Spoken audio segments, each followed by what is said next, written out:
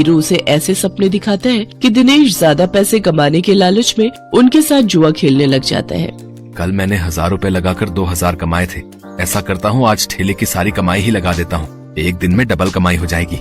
धीरे धीरे दिनेश को जुए के साथ साथ शराब की लत भी लग जाती है। शराब की लत उसे ऐसी लगती है कि उसका अपने काम में मन ही नहीं लगता और वो ठेले पर खड़ा होकर भी शराब के नशे में डोलता रहता है। भैया एक प्लेट लगाना तो।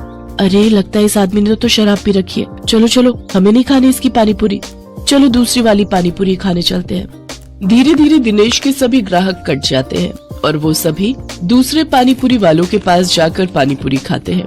ये देख भोला और राजू बहुत खुश होते हैं। देखा भोला, अपनी चाल कामयाब हो गई ना। बिल्कुल सरकार, अब देखना उसकी पानी पूरी की तरफ तो कोई देखेगा भी नहीं, सब अपनी ही पानी पूरी खाएंगे। कुछ दिन ऐसे ही बीतते जाते हैं। अपने धंधे को मंदा देख दिनेश शराब और जुए की लत में और डूब जाता है और उसका बचा खुचा धंधा भी चौपट हो जाता है। ये सब देख संध्या और बंटू बहुत दुखी होते हैं। फिर बंटू अपनी माँ से कहता है, माँ, अब तो मैं कभी भी ठीक नहीं हो पाऊंगा ना।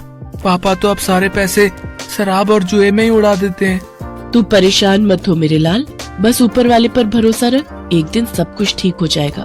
सारा दिन नशे में धुत रहने और धंधा चौपट होने के कारण दिनेश के घर में खाने पीने के भी लाले पड़ जाते हैं। माँ, अब तो घर में खाने के लिए भी कुछ नहीं बचा। अब तो लगता है भूख से ही हम सब मर जाएंगे।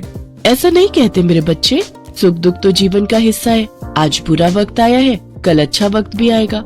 ऐसे ही कुछ समय और बीत जाता है। फिर एक दिन उस बाजार में एक आदमी आता है जो सबको पर्चे बांट रहा होता है।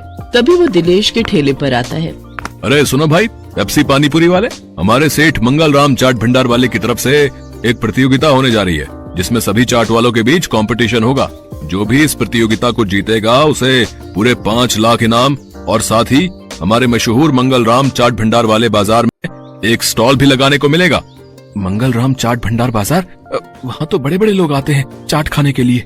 अरे तभी तो कह रहा हूँ, अगर जीत गए तो रोज की अच्छी खासी कमाई होगी और 5 लाख मिलेंगे वो अलग। मंगल राम चाट भंडार कोई ऐसी वैसी जगह नहीं थी, बल्कि शहर का फेमस चाट बाजार था, जहाँ शहर के बड़े बड़े लोग चाट खाने आते थे और कई टूरिस्ट भी वहाँ आते थे। उस बाजार में चाट लगाने वालों की अच्छी खासी कमाई होती थी। लेकिन ये सब बातें जानते हुए भी दिनेश उस प्रतियोगिता में कोई खास दिलचस्पी नहीं दिखाता। मंगल चाट भंडार है तो मुझे क्या, मैं जहाँ हूँ वहीं ठीक हूँ, मुझे इन सब से कोई फर्क नहीं पड़ता।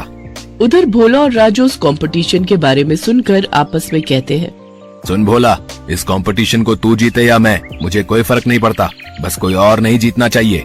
हाँ भाई, बस एक उस दिनेश का ही डर था, लेकिन वो तो हमारी कृपा से फेल हो चुका है, तो अब हम दोनों के अलावा उस कंपटीशन को कोई जीत ही नहीं सकता। अगले दिन